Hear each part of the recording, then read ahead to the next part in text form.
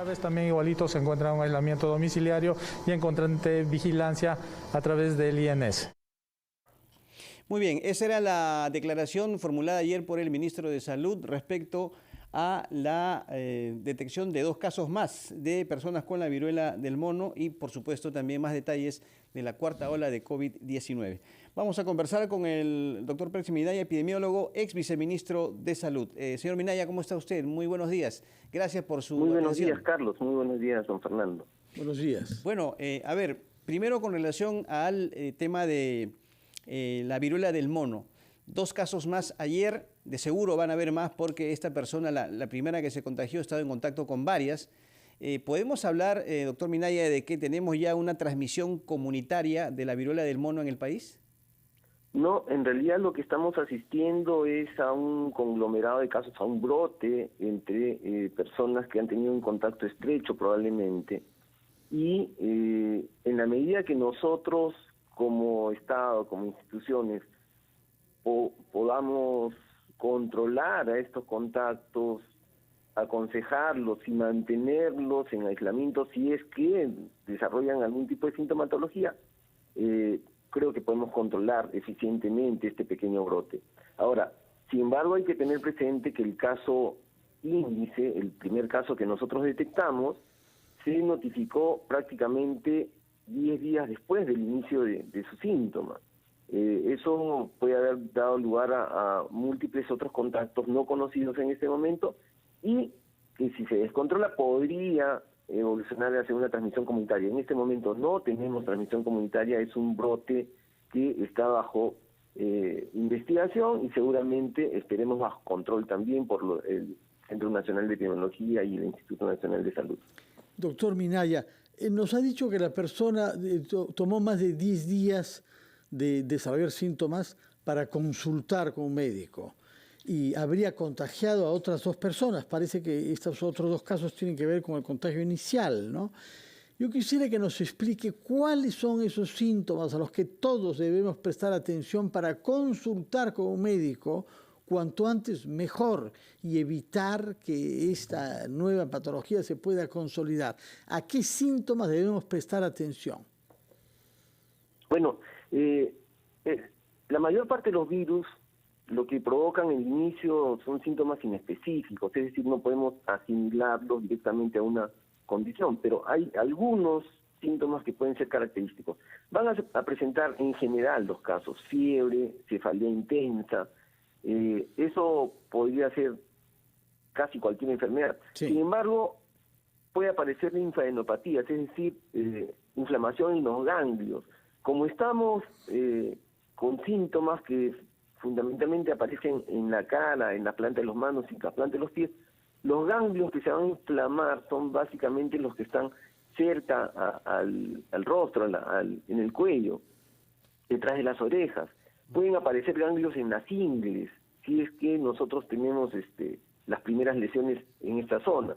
Entonces, fiebre, cefalea, inflamación de los ganglios, dolor lumbar, mialgia, dolores musculares que pueden llegar a ser intensos, falta de energía, son parte de las características. Esto va a demorar entre 1 a 5 días, ¿no? 1 a 5 días.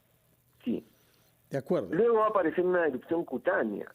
Esta suele comenzar 1 a 3 días después del inicio de la fiebre y va a tender a concentrarse sobre todo en la cara y las extremidades, fundamentalmente manos y pies o en las zonas periféricas a estas, ¿no? En el 95% de los casos aparece en el rostro y la planta de las manos y los pies. Manos y pies y rostro. Ajá. Luego, pueden verse afectadas también mucosas orales, esto aparece en un 70% de los casos, y puede llegar a ser, y ahí es la complicación que puede tener uno en las conjuntivas, pero ese es un número menor, un 20% de todos los casos.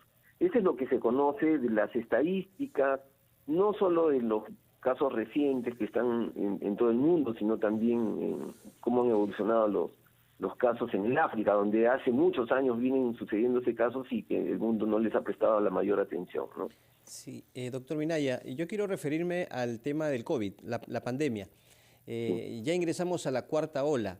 De acuerdo a los análisis que hay, ¿cuáles serán las características de esta cuarta ola, doctor, si la comparamos con las anteriores?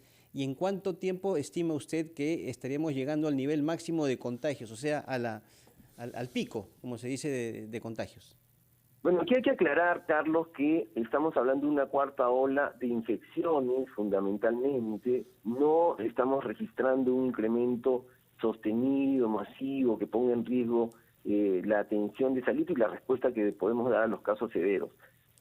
Todavía el número de casos que nosotros estamos teniendo en unidades de cuidados intensivos es relativamente bajo. Solamente hay 10 ciudades donde tenemos un número progresivo, creciente de casos. Hay 8 fallecidos promedio por día.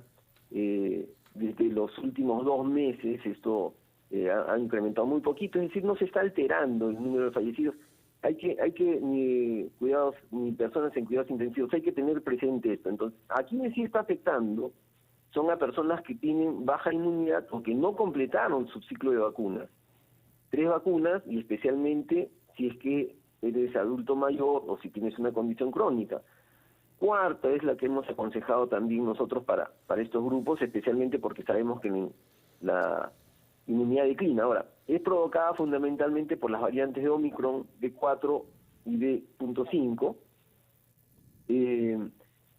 En Sudáfrica, donde esto ya ocurrió y acabó, duró aproximadamente 8 semanas la evolución del total de esa ola, desde alcanzar el pico prácticamente en 4 semanas. Nosotros tenemos 1 semana aproximadamente de evolución, y en general se ha visto que tenía por lo menos 10 veces menos cantidad de casos y hasta 100 veces menos cantidad de personas en cuidados intensivos y mortalidad. ¿Cree usted que el nivel de vacunados con las 3 dosis, que está en el rango del 60%, quizá un poquito más, es el adecuado? En cuarta dosis no pasa del 20%, si no me equivoco, pero en tercera dosis, ¿cree usted que ha habido, diremos, un retraso o una caída en el nivel de vacunación? Sí, definitivamente, y eso lo podemos ver porque en muchos de los centros de vacunación todavía no tenemos el flujo apropiado de personas, a pesar de que se ha anunciado ya con anterioridad el inicio de esta cuarta ola. Desde el 20 de abril aproximadamente venimos viendo que estos casos van creciendo, igual que la tasa de positividad. No es por alarmar, pero efectivamente podríamos tener un mayor número de personas afectadas, especialmente en aquellas que no hemos completado la vacunación. Entonces, hay que preocuparse por completar esta proporción que estamos describiendo. Efectivamente, 60% aproximadamente de las personas con tercera dosis, pero eso hay que trabajarlo especialmente en algunas ciudades donde tenemos tasas muy bajas de vacunación, donde tenemos también los mayores riesgos. Estoy hablando de regiones como Puno, por ejemplo, donde sí es necesario, o Cusco, donde es necesario incrementar el esfuerzo, porque estamos teniendo ya casos recientes después de haber tenido cerca de 3 meses sin casos y fallecidos. De acuerdo, doctor Minaya. Entonces, con el friaje, además, es importante tener eso en cuenta, ¿no? Muchas gracias. Tomamos nota entonces de que esta segunda ola podría durar, como otros países, 8 semanas, lo que nos remite hasta mediados de agosto, en los que tendremos que redoblar esfuerzos, es decir, el uso de la mascarilla, lavar las manos, distancia social y evitar las concentraciones en espacios cerrados. Muchas gracias, señor Percy Minaya. Que tenga usted muy